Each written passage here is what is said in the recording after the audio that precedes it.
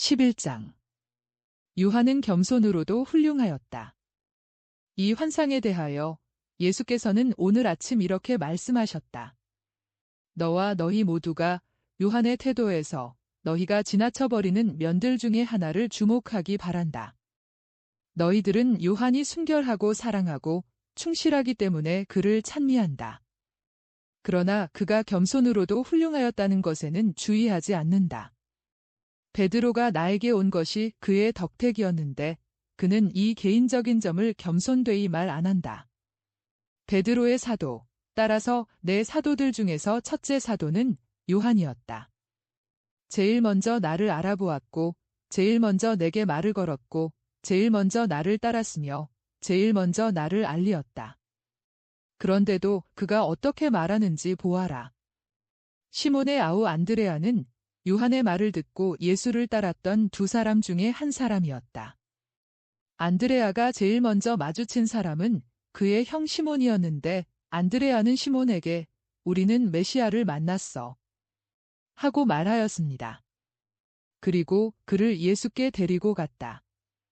그의 친절 이외에 그의 올바름으로 요한은 안드레아가 폐쇄적이고 내성적인 성격 밖에는 가지고 있지 못하여서 행동을 하고 싶지만 행동하기에 이르지 못하는 것 때문에 어쩔 줄 모른다는 것을 알고 그의 착한 뜻의 기억을 후세에 전하고자 하였다. 요한은 비록 안드레아가 형 앞에서 소심하고 표면에 나서지 않음으로 인하여 그의 사도로서의 임무에 실패하였음에도 불구하고 시몬에 대한 그리스도의 첫 번째 사도로 보이기를 바랐던 것이다. 나를 위하여 어떤 일을 하는 사람들 가운데 요한을 본받을 줄 알면서 자기 자신을 비길 데 없는 사도라고 공언하지 않을 사람이 누구겠느냐? 그들은 자기들의 성공이 여러 가지 복합적인 사정에서 온다는 것을 생각하지 못하고 성덕만이 문제가 되는 것이 아니라 인간적인 대담성이나 행운도 문제가 되며 어쩌면 자기들 곁에는 자기들보다 더 거룩하지만 대담성이 덜하고 운이 덜 좋은 사람들이 있다는 것을 생각하지 않는다. 무슨 일을 훌륭하게 성공하였을 때 그 공로가 너희들에게만 있는 것처럼 자만하지 말아라. 오히려 사도직의 일을 하는 일꾼들의 주인이신 하느님을 찬미하여라. 어떤 사람에게 주어져야 하는 박수들을 알아보고 그것을 받을 권리가 있는 사람에게 주기 위한 맑은 눈과 엄정한 마음을 가져라. 재물을 만들고 다른 사람들의 일에서 진짜 첫 번째 지렛대가 되는 사도들을 알아보는 맑은 눈을 가져라. 아무것도 안 하는 것 같지만 오히려 대담한 사람들을 움직이는 불을 하늘에서 훔쳐오는 사람들인 저 소심한 사람들은 하느님만이 보신다. 성실한 마음을 가진 사람은 이렇게 말해야 한다. 나는 일을 한다. 그러나 저 사람은 나보다 더 사랑을 많이 가졌고 나보다 더 잘 기도하고 내가 그렇게 할 수 없을 만큼 그리고 예수께서 내 방에 들어가 은밀히 숨어서 몰래 기도하여라 하고 말씀하신 것과 같이 자기를 희생한다. 그의 겸손하고 거룩한 덕행을 보는 나는 그것을 알리려고 이렇게 말하고자 한다. 나는 활동하는 연장이다. 그런데 그는 하느님과 결합함에 있어서 내가 그를 통하여 하느님께 힘을 받기 때문에 그가 나를 움직이는 힘이다 하고 그리고 아버지의 축복은 사도들에게 힘을 마련해 주기 위하여 묵묵히 자기를 희생하는 겸손한 사람에게 상을 주기 위하여 내려오고 겸손한 사람을 통해서 자기에게 오는 초자연적인 무언의 도움을 솔직하게 인정하고 피상적인 사람들은 알아차리지도 못하는 그 겸손한 사람의 공로를 솔직하게 인정하는 사도에게도 내려올 것이다. 모두 여기 대한 가르침을 얻도록 하여라. 요한이 내 마음에 드는 사람이었느냐? 그렇다. 그러나 그가 나와 비슷한 이런 점도 가지고 있지 않느냐?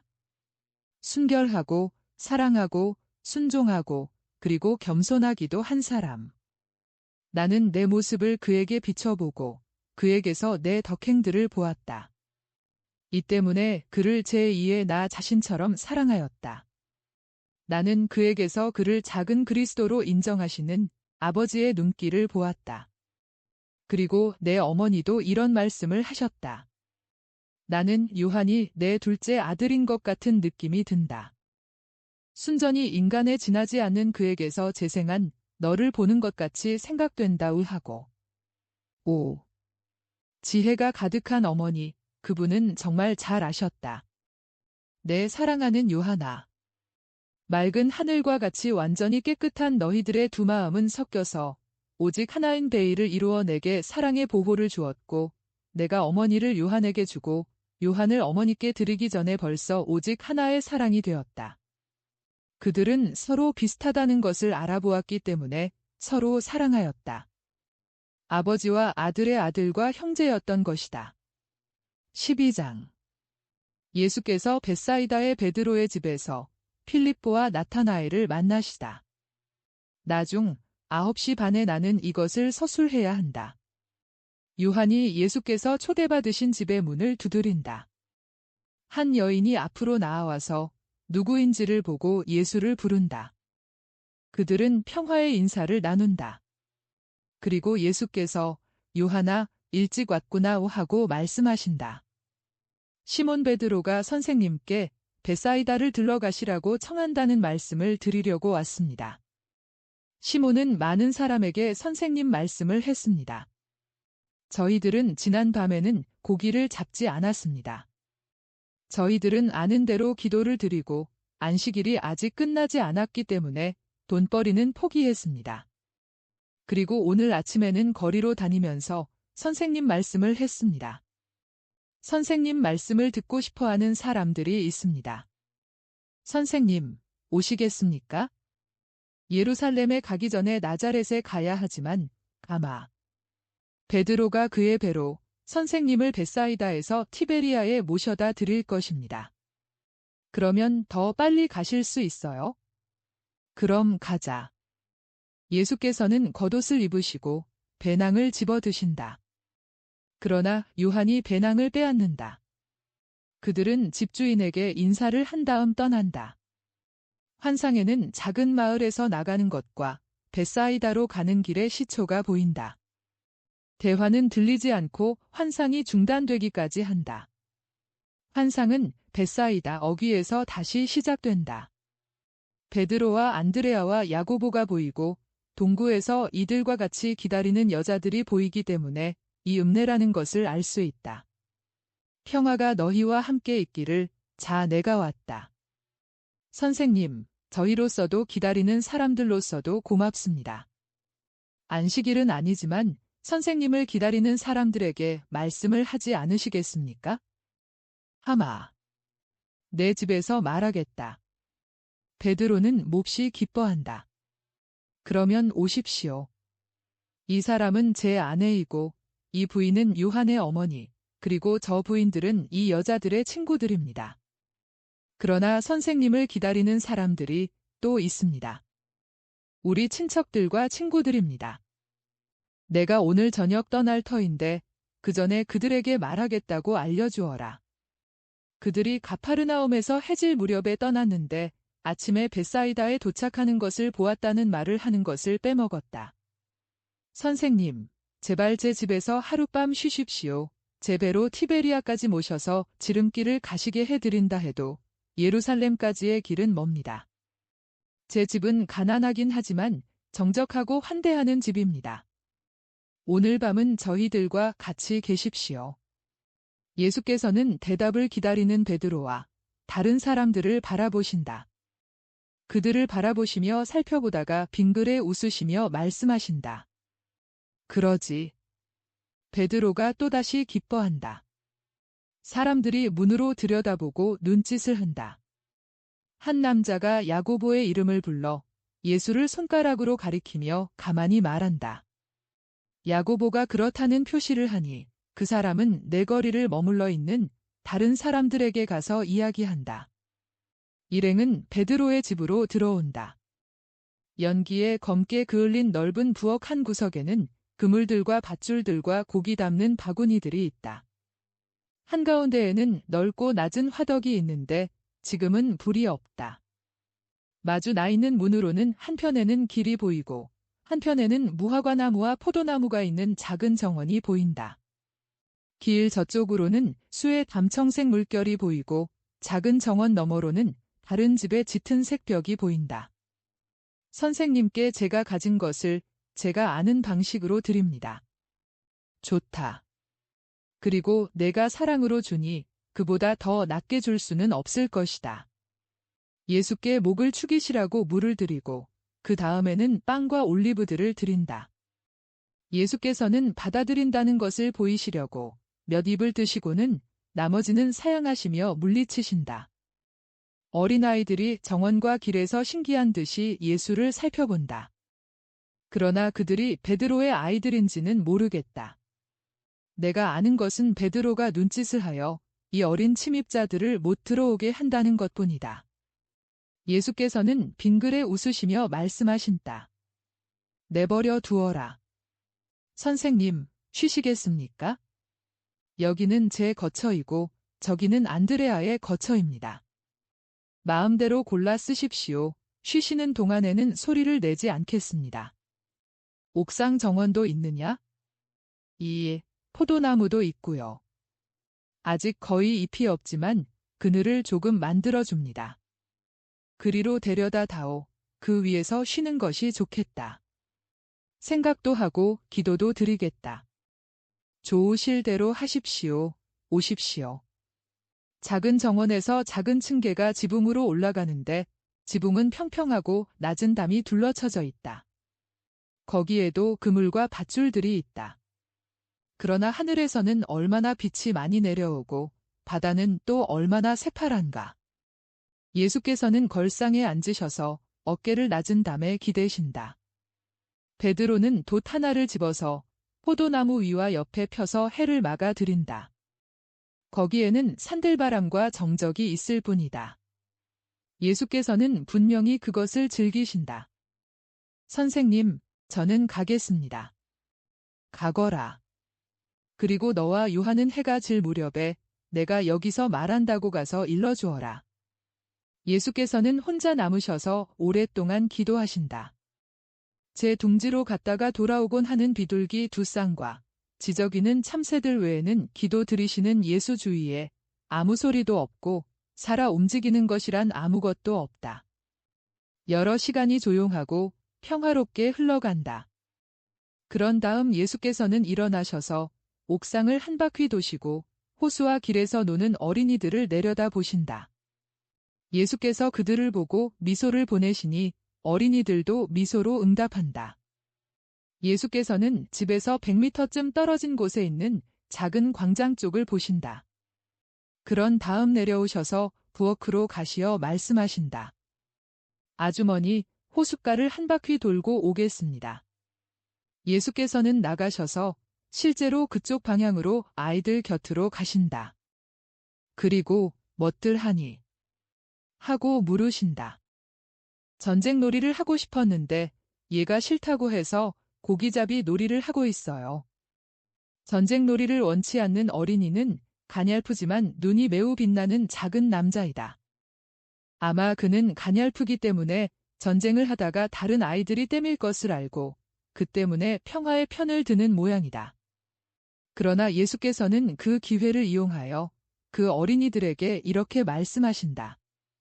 이 애 말이 옳다. 전쟁은 사람들을 벌하기 위한 하느님의 벌이다. 전쟁은 사람이 이제는 하느님의 아들이 아니라는 것을 나타낸다. 하느님께서 세상을 만드실 때에 해, 바다, 별, 강, 초목, 짐승 따위 모든 것을 만드셨지만 무기는 만들지 않으셨다. 하느님께서는 사람을 창조하시고 사랑의 눈길을 가지라고 눈을 주셨고 사랑의 말을 하라고 입을 주셨고 그 사랑의 말을 들으라고 귀를 주셨고 도움을 주고 어루만져 주라고 손을 주셨고 가난에 쪼들리는 형제에게로 서둘러 달려가라고 발을 주셨으며 사랑할 수 있는 마음을 주셨다. 하느님께서는 사람에게 지능과 말과 애정과 감정을 주셨지만 미워함은 주지 않으셨다. 왜? 그것은 하느님의 피조물인 사람은 하느님이 사랑하신 것과 같이 사랑하여야 했기 때문이다. 만일 사람이 하느님의 피조물로 남아있었더라면 사랑 속에 머물러 있었을 것이고 인간 가족은 전쟁과 죽음을 알지 못하였을 것이다. 그렇지만 얘가 전쟁놀이를 하려고 하지 않는 것은 언제나 지기 때문에 그래요. 마리아 발도르타는 나도 그렇게 짐작하였었다고 말한다. 예수께서는 빙그레 웃으시며 말씀하신다. 우리를 해치는 것을 우리를 해친다는 이유로 거절해서는 안 된다. 어떤 일이 모든 사람을 해칠 때에는 거절해야 한다. 어떤 사람이 나는 지겠으니까 이건 싫다의 하고 말한다면 그것은 이기주의이다. 참된 하느님 아들은 오히려 이렇게 말한다. 얘들아, 내가 이 길이라는 것을 나는 안다. 그렇지만 나는 이렇게 말하겠다. 너희들이 여기서 손해를 볼 테니까 이건 하지 말자 하고. 오. 그 아이는 으뜸가는 계명을 정말 잘 알아들은 어린이다. 누가 그 계명을 말하겠니? 11개의 입이 다 같이 목소리를 맞추어 말한다. 내 하느님을 온전한 마음으로 사랑하고 내 이웃을 내 몸같이 사랑하여라 입니다. 오. 너희는 착한 어린이들이로구나. 너희들 모두 학교에 다니니? 예. 누가 제일 착하냐? 예요. 전쟁놀이를 하기 싫어하는 가냘픈 어린이이다. 이름이 무엇이냐? 요엘입니다. 훌륭한 이름이다. 그 사람은 약한 사람은 나는 강하다. 하고 말해야 한다고 말한 사람이란다. 그렇지만 무엇에 강한 사람이 되란 말이냐? 참 하느님의 율법을 지키는데 강해서 최후 심판의 골짜기에서 하느님이 당신의 성인이라고 선언하실 사람들 축에 끼도록 하라는 말이다. 그러나 벌써 심판이 가까웠다. 심판의 골짜기에가 아니라 구속의 산에서 말이다. 거기에서 해와 달이 여지껏 들어본 적이 없는 무서운 광경으로 인하여 흐려지고 별들은 불쌍히 여겨 떨면서 울 때에 빛의 아들들과 어둠의 아들들이 갈라질 것이다. 이스라엘 백성 전체가 그의 하느님이 오셨다는 것을 알 것이다. 하느님을 알아볼 사람들은 행복하다. 그들의 마음에는 꿀과 젖과 맑은 물이 내려올 것이고 그들에게는 가시가 영원한 장미꽃이 될 것이다. 너희들 중에서 누가 하느님께 거룩한 사람이라는 선언을 받고 싶으냐? 저요, 저요, 저요. 그러면 너희들은 메시아를 사랑하겠니? 예, 예. 선생님, 선생님. 우리는 선생님이 좋아요. 우리는 선생님이 어떤 사람인지 알아요. 시몬과 야고보 아저씨가 그걸 말해주었고요. 엄마들도 우리에게 그 말을 했어요. 우리를 데려가세요. 정말이지 너희가 착하게 굴면 너희를 데려가겠다. 그렇지만 이제는 상스러운 말도 하지 말고 주먹을 휘두르지도 말고 다투지도 말고 아버지 어머니께 버릇없는 대답을 하지도 말아라. 기도하고 공부하고 일하고 순종해라. 그러면 너희를 사랑하고 너희와 같이 있으마. 어린이들은 모두 예수를 빙 둘러싼다. 마치 짙은 파란색의 긴 암수를 둘러싸고 있는 꽃잎들 같다. 약간 나이 든 남자가 호기심을 가지고 가까이 왔다. 예수께서는 당신의 옷을 잡아당기는 어린아이를 쓰다듬어 주려고 돌아서시다가 그를 보셨다. 예수께서는 그를 똑바로 바라보신다. 그 사람은 얼굴을 붉히며 인사한다. 그러나 아무 말도 하지 않는다. 이리 오너라. 나를 따라라. 예, 선생님. 예수께서는 어린이들에게 축복하시고 예수께서 그 이름을 부신 필립보와 나란히 걸어서 집으로 돌아오신다. 그들은 작은 정원에 앉는다. 내 제자가 되기를 원하느냐? 원합니다. 그러면서도 그렇게 되기를 감히 바라지 못합니다. 내가 너를 부른 것이다. 그러면 저는 선생님의 제자입니다. 여기 이렇게. 내가 누구인지 알았느냐? 안드레아가 선생님 말씀을 제게 해주었습니다. 안드레아는 자네가 갈망하던 분이 오셨네 하고 말했습니다. 그 사람은 제가 메시아를 갈망한다는 것을 알고 있었으니까요. 내 기다림이 헛되지 않았다. 내가 내 앞에 있으니까. 제 선생님이시고 제 하느님이십니다. 너는 옳은 의향을 가진 이스라엘 사람이다. 그렇기 때문에 내가 내게 나타나서 보여주는 것이다. 내 친구인 또 한 사람도 기다리고 있는데 그 사람도 진실한 이스라엘 사람이다. 가서 그에게 말하여라. 우리는 다윗 가문의 요셉의 아들 나자렛의 예수를 만났네. 모세와 예언자들이 말한 그분을 말이야 하고 가라. 예수께서는 필립보가 나타나엘 바르톨로메오와 같이 올 때까지 혼자 계신다. 속임수를 모르는 참 이스라엘 사람이 오는구나. 나타나엘, 내게 평화가 있기를. 어떻게 저를 아십니까? 필립보가 너를 부르러 가기 전에 내가 무화과나무 밑에 있는 것을 보았다. 선생님은 하느님의 아들이시고 이스라엘의 왕이십니다. 내가 무화과나무 밑에서 곰곰이 생각하고 있을 때 너를 보았다고 내가 말하였기 때문에 믿느냐? 너는 이보다 훨씬 중요한 일을 볼 것이다. 정말 잘 들어두어라. 하늘이 열리고 너희는 천사들이 사람의 아들 위에, 즉 내게 말하고 있는 내 위로 내려왔다 올라갔다 하는 것을 볼 것이다. 선생님, 저는 그런 특별 대우를 받을 자격이 없습니다. 나를 믿어라. 그러면 하늘에 가기에 마땅한 사람이 될 것이다. 믿기를 원하느냐? 원합니다. 환상이 잠깐 끊어졌다. 그러다가 사람이 잔뜩 모인 옥상에서 다시 시작된다. 사람들은 작은 정원 안에 있다. 예수께서 말씀하신다. 착한 뜻을 가진 사람들에게 평화가 있기를 바랍니다. 그들의 집과 아내와 자녀들에게 축복이 있기를 바랍니다. 하느님의 은총과 빛이 그들을 지배하고 그들의 마음을 지배하기를 바랍니다. 여러분은 내 말을 듣기를 바랐습니다. 제2위 성자 예수를 가리키는 말씀이 말합니다. 성실한 사람들에게는 기쁘게 말하고 그렇지 않은 사람들에게는 괴로워하며 말합니다.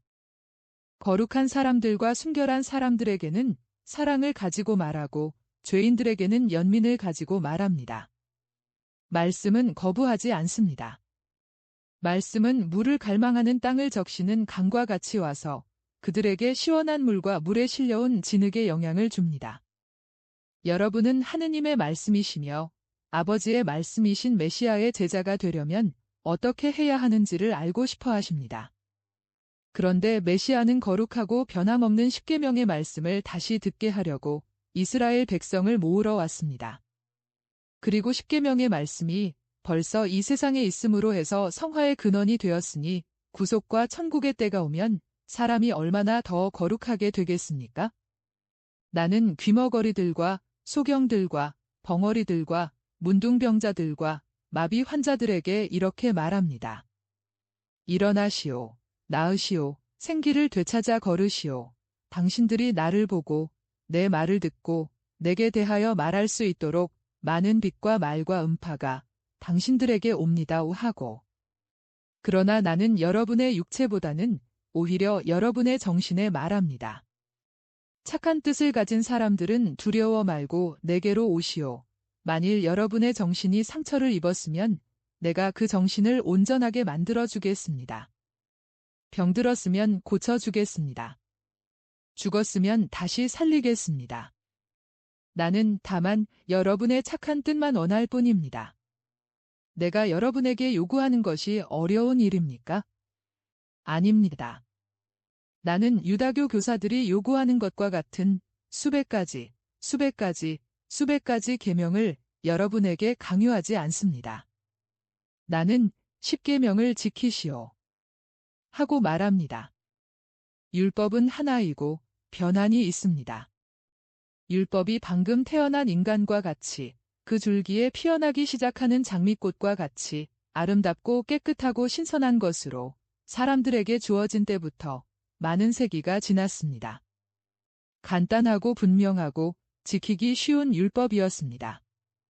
그런데 세월이 흐르는 동안에 사람의 죄와 성벽이 부담과 제한과 힘드는 결과를 가진 법률과 규칙 따위로 율법을 복잡하게 만들었습니다.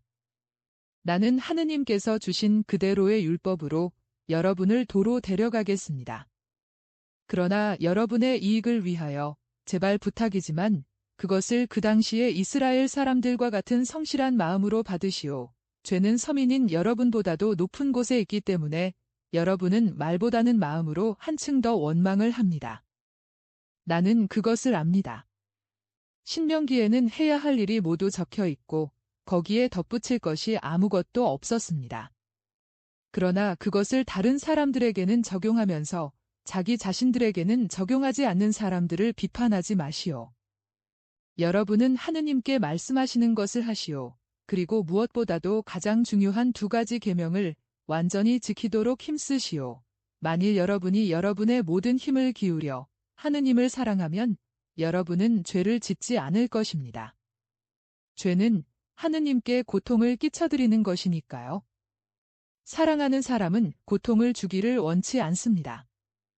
만일 여러분이 이웃을 여러분 자신과 같이 사랑하면 여러분은 오직 부모를 공경하는 아들이 되고 배우자에게는 충실한 남편이나 아내가 되고 장사할 때에 정직한 사람이 될 뿐일 것이고 원수에게 대하여 폭력을 쓰지 않고 증언할 때에 거짓말을 하지 않고 남이 가진 것을 탐내지 않으며 남의 아내에 대하여 음란한 욕망을 가지지 않는 사람이 될 것입니다. 여러분은 다른 사람이 여러분에게 하기를 원치 않을 것을 다른 사람들에게 하기를 원치 않을 것입니다. 즉, 훔치거나 죽이거나 중상하거나 뻐꾸기처럼 남의 둥지에 들어가려고 하지 않을 것입니다. 오히려 반대로 나는 이렇게 말합니다. 사랑의 두 가지 계명에 순종하는 것을 완전에까지 이끌어 가시오. 즉, 여러분의 원수까지도 사랑하시오. 하고 5.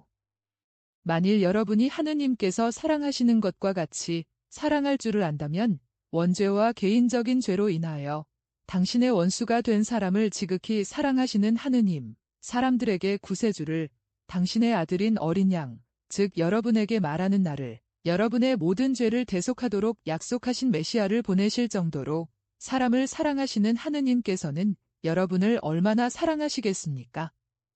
사랑하시오. 사람이 여러분에게 사다리가 되어 야곱의 환상에서와 같이 천자가 되어 그 사다리로 하늘에까지 올라가 아버지께서 모든 사람과 각자에게 다음과 같이 말씀하시는 것을 듣게 되기를 바랍니다. 내가 어디에 가든지 내가 내 보호자가 되겠고 이 나라에, 즉 하늘나라, 영원한 나라에 너를 데려다 주겠다 하는 말씀을 여러분에게 평화가 있기를 바랍니다. 사람들은 감격한 찬성의 말들을 하면서 천천히 물러간다. 베드로와 안드레아, 야고보, 요한, 필립보, 바르톨로메오가 남아있다. 선생님, 내일 떠나십니까? 내일, 내가 귀찮지 않으면 새벽에 떠나겠다. 선생님이 떠나시는 것은 섭섭합니다. 예, 그렇지만 시간은 괜찮습니다. 오히려 유리한 시간입니다. 고기잡이를 하겠느냐? 오늘 밤, 달이 뜰 무렵에 하겠습니다. 시몬 베드로, 내가 지난밤에 고기잡이를 하지 않은 것은 잘한 일이다. 안식일이 아직 끝나지 않았었으니까. 느헤미야는 그의 개혁 안에 유다에서 안식일을 존중하라고 하였다. 지금도 아직 너무나 많은 사람이 앞찾기에서 일하고 나무단을 다니고 포도나 과일들을 운반하며 생선과 어린 양들을 팔고 사고 한다. 너희들은 이 일을 엿새 동안 할 수 있다. 안식일은 주의 날이다. 안식일에 할 수 있는 일은 오직 한 가지뿐이다. 너희들의 이웃을 도와주는 일이다. 그러나 그 일에서 이익은 절대로 배제해야 한다. 이익을 얻으려는 목적으로 안식일을 어기는 사람은 하느님에게서 벌받게 받을 수가 없다. 너희가 이득 있는 일을 하느냐? 그러면 다른 엿새 동안의 손해를 보는 것으로 보상을 할 것이다. 너희가 보수를 받지 않는 일을 하느냐? 그러면 최고의 지혜가 육체를 위하여 제정하신 휴식을 그 육체에 주지 않고 무익한 피로로 생기는 초조로 정신을 약화시키며 저주에까지 이름으로써 너희들의 육체를 쓸데없이 피곤하게 하는 것이다. 안식일은 하느님과 일치한 마음으로 다정스러운 사랑의 기도를 드리는 가운데 흘러가야 할 터인데 말이다. 모든 일에 충실해야 한다. 그렇지만 우리에게 대단히 엄격한 율법교사들과 박사들은 안식일에 일을 하지 않고 또 빵을 내주는 피로를 피하려고 이웃에게 빵조차도 주지 않습니다. 그러나 고리대금은 안식일에도 행합니다. 그것이 육체적인 일은 아니니까 고리대금은 안식일에도 할 수 있습니까? 절대로 안 된다. 안식일에도 다른 날에도 안 된다. 고리대금업에 종사하는 사람은 파렴치하고 잔인한 사람이다. 그러면 율법교사들과 바리사이파 사람들은 시몬아, 판단하지 말아라. 다만 너로서는 그렇게 하지 말도록 하여라. 그렇지만 저는 보기 위해 눈을 가지고 있습니다. 시몬아, 볼 것이 악밖에 없느냐? 아닙니다.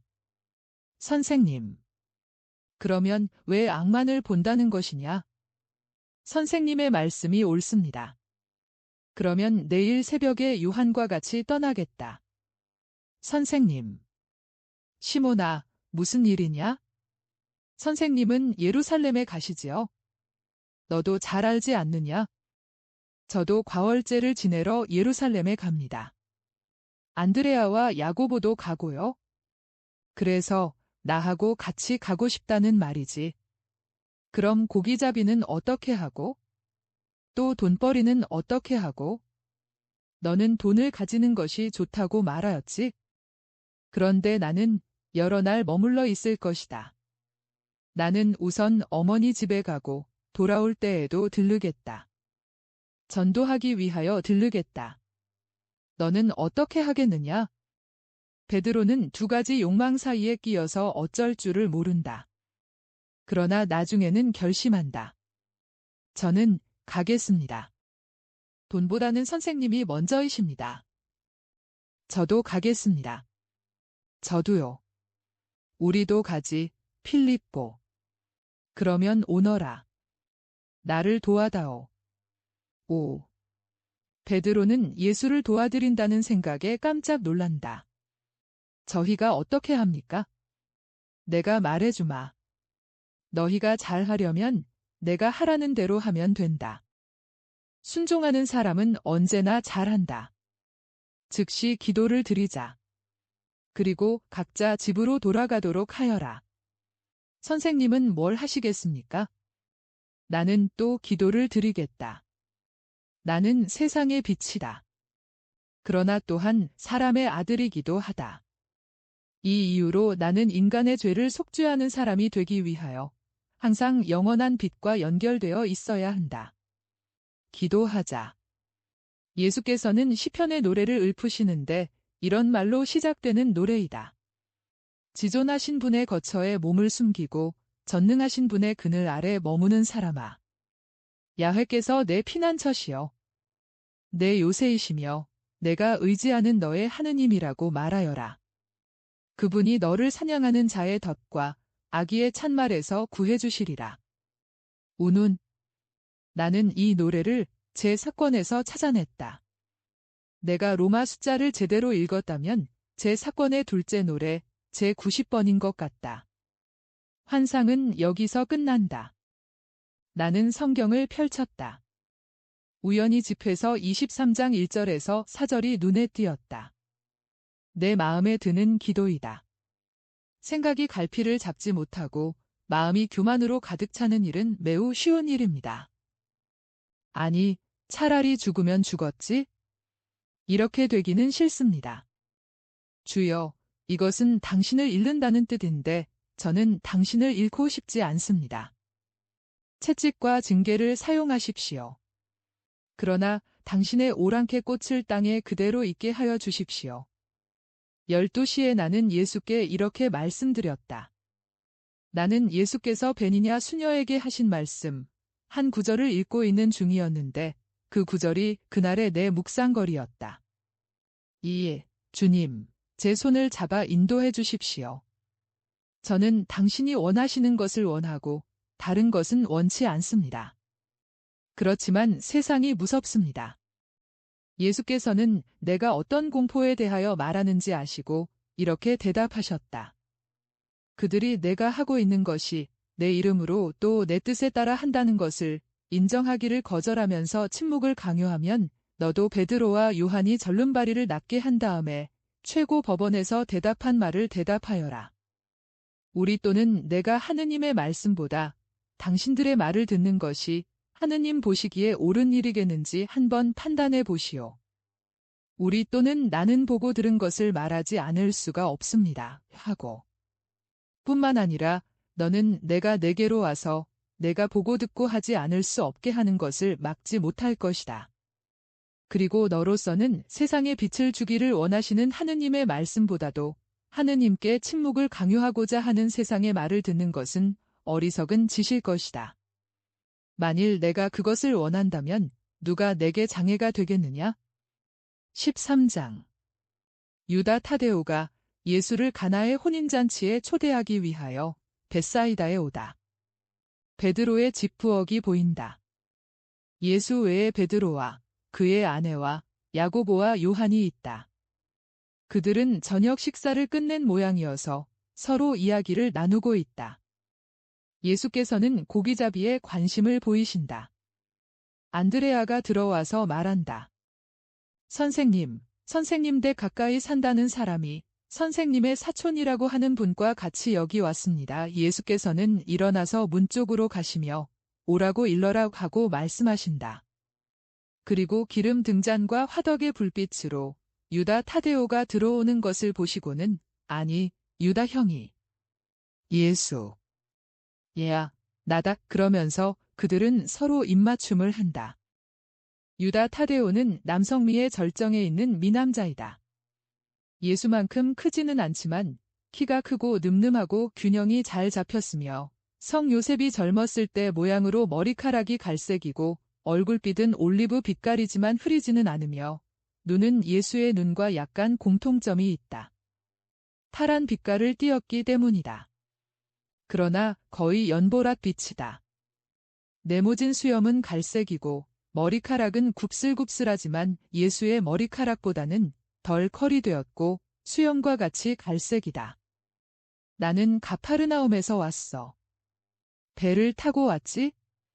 더 빨리 오려고 여기까지 배를 타고 왔다. 내 어머니가 나를 보내시면서 수산나가 내일 혼인하니까 아들아, 이 혼인잔치에 참석하라고 초청한다고 하고 일르라고 하셨다. 마리아가 너희들을 초대하고 내 어머니와 내 형제들도 같이 올 것이다. 모든 친척이 초대를 받았는데 너만이 빠졌다. 그래서 그들 친척들이 너더러 신랑 신부를 기쁘게 해주라고 부탁한다. 예수께서는 팔을 좀 벌리시며 고개를 약간 숙이신다. 내 어머니의 소원이 내게는 하나의 법률이야. 하지만 수산나와 친척들을 위하여도 가겠어. 다만 너희들 때문에 곤란하구나. 그러시면서 베드로와 다른 사람들을 보신다. 내 친구들이야 하고 사촌에게 설명하신다. 그리고 베드로부터 시작하여 그들의 이름을 소개하신다. 끝으로 예수께서 말씀하신다. 그리고 이 사람은 요한이야 하고 말씀하시는데 독특한 어조로 말씀하셔서 유다 타데오의 주의 깊은 눈길을 더 끌고 사랑받는 제자의 얼굴이 붉어지게 되었다. 예수께서는 이런 말씀으로 소개를 끝마치신다. 친구들, 이 사람은 알페오의 아들 유다인데 세상에서 말하는 식대로 따지면 내 사촌형이다. 내 어머니의 남편의 동생의 아들이니까. 이 사람은 내게는 친구이고 일과 생활에 좋은 동료이다. 내 집의 문은 선생님께와 마찬가지로 형장에게도 활짝 열려 있습니다. 앉으세요. 그런 다음 베드로는 예수께로 돌아서며 말한다. 그러면 저희들은 선생님을 모시고 예루살렘에 가지 못하겠군요. 왜 못 가? 간다. 나는 혼인잔치가 끝난 다음에 가겠다. 다만 나자렛에는 들르지 않겠다. 예수야, 그게 좋다. 내 어머니가 며칠째 내 집에 묵고 계시니까. 이렇게 합의가 되면 내 어머니도 혼인잔치 후에 가실 것이다. 가파르나움에서 온 사람이 이렇게 말한다. 그러면 이렇게 하자. 지금 나는 유다 형의 배를 타고 티베리아로 가고 거기에서 가나로 갔다가 같은 날 어머니를 모시고 형과 같이 가파르나움으로 돌아오지. 다음 날은 안식일이니까 시몬 내가 여전히 잘 생각이면 같이 예루살렘으로 가서 과월절을 지내자. 물론 가고 말고요. 그리고 또 회당에서 선생님의 말씀을 듣기 위해 안식일에도 가겠습니다. 너 벌써 가르치니 예수야 하고 타데오가 묻는다. 응, 가르쳐. 얼마나 기막힌 말씀이라고요. 아, 다른 입에서는 그런 말씀을 듣지 못합니다. 하고 시몬이 설명한다. 유다는 한숨을 짓는다. 손으로 머리를 받치고 팔꿈치를 무릎에 괴고 예수를 쳐다보며 한숨을 쉰다. 그는 말을 하고 싶은 것 같은데 감히 하지 못한다. 예수께서는 유다에게 질문을 하신다. 유다 형, 무슨 일이야? 왜 한숨을 쉬면서 나를 쳐다보는 거야? 아무것도 아니야? 아니야, 무엇인가 있어? 이제는 형이 사랑하던 예수가 아니야?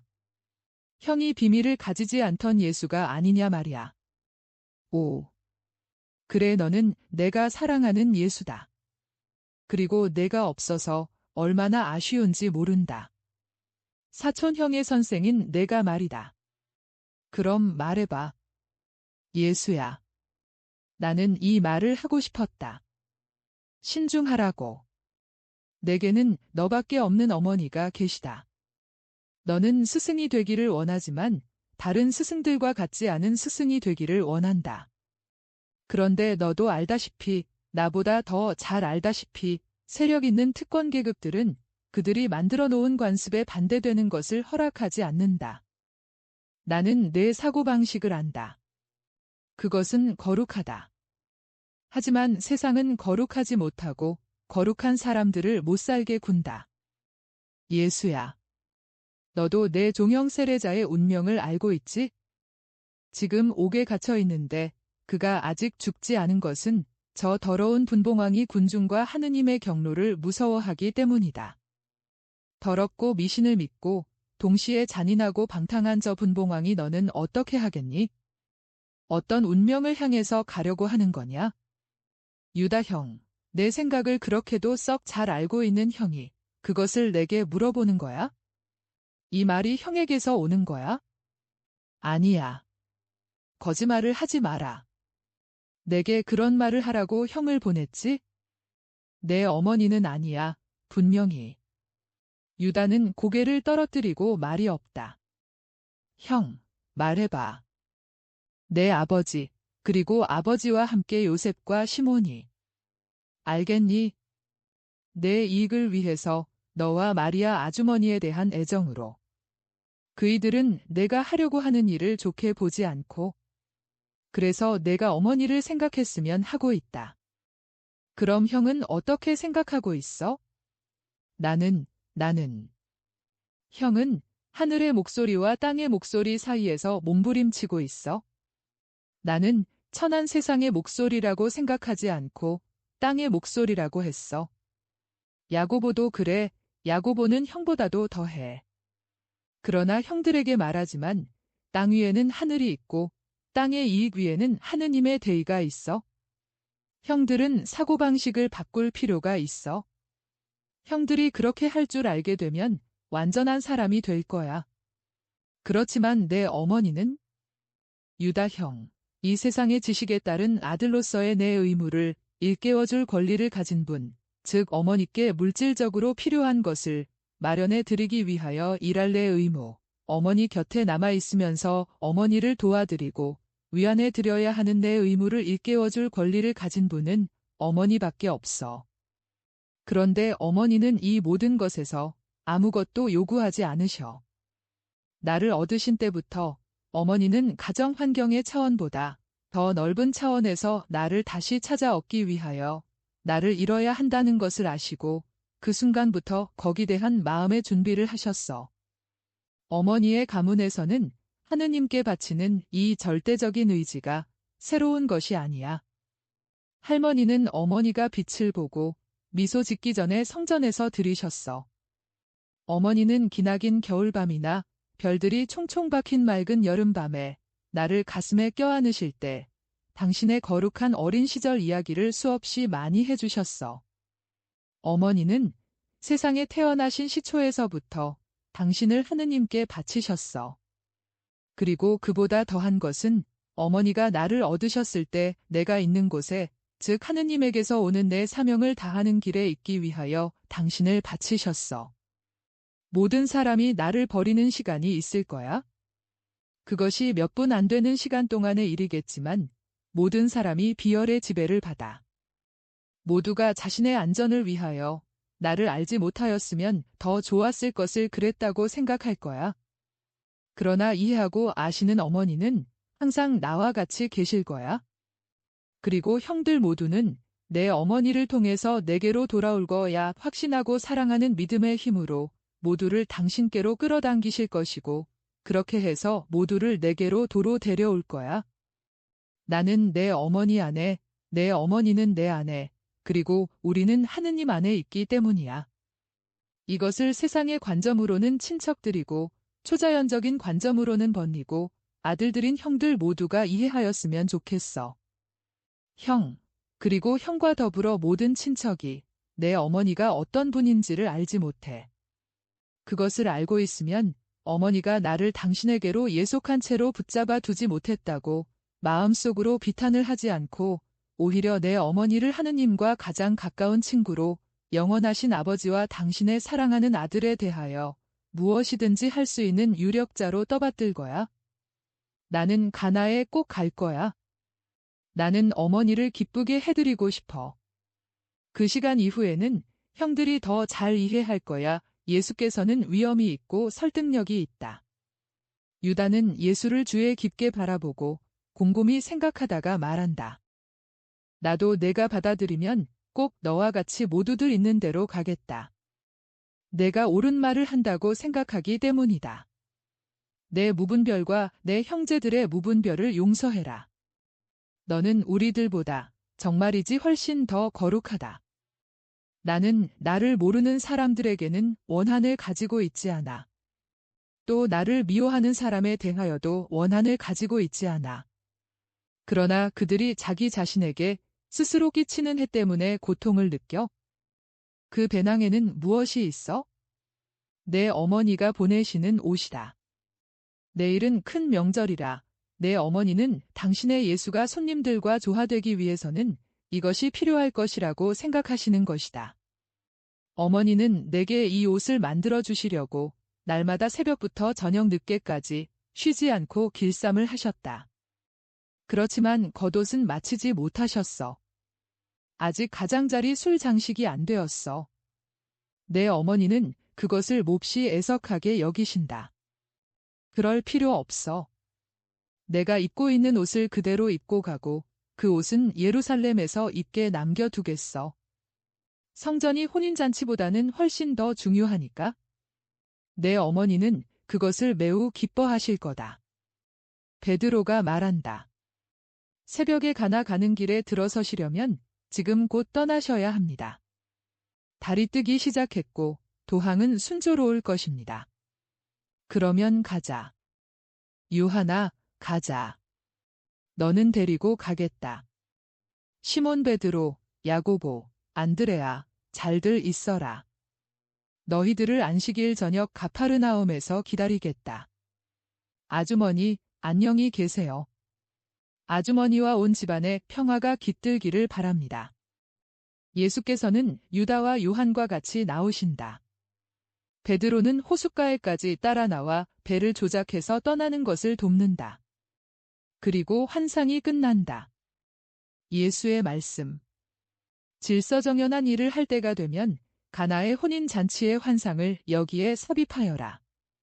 날짜를 적어두어라. 1944년 1월 16일. 10월 23일. 내가 그것을 쓸 수 있을 때까지 잊어버리지 말라고 새벽에 여러 번 강조하면서 주신 명령. 나는 보이게 되자마자 쓰기 시작한다. 예수께서 이렇게 말씀하신다. 써라. 그리고 내가 들은 모든 것을 성실한 사람들에게 전해주어야 할 어떤 책에도 첫머리에 써넣도록 하여라. 내가 이미 말한 것에 따라 인쇄를 한 책이건 타자를 한 책이건 상관없다. 이것은 스승의 목소리이다. 외침과 어루만짐이다. 이 목소리가 회개하기를 원치 않는 사람들에게 말할 때에는 외침이 되고 비록 불완전하더라도 하느님과 그분의 말씀을 찾아내려는 착한 뜻을 하느님과 그분의 말씀을 찾아낸 다음에는 자기를 거룩하게 하려는 착한 뜻을 가진 사람들에게 말할 때에는 어루만짐이 된다.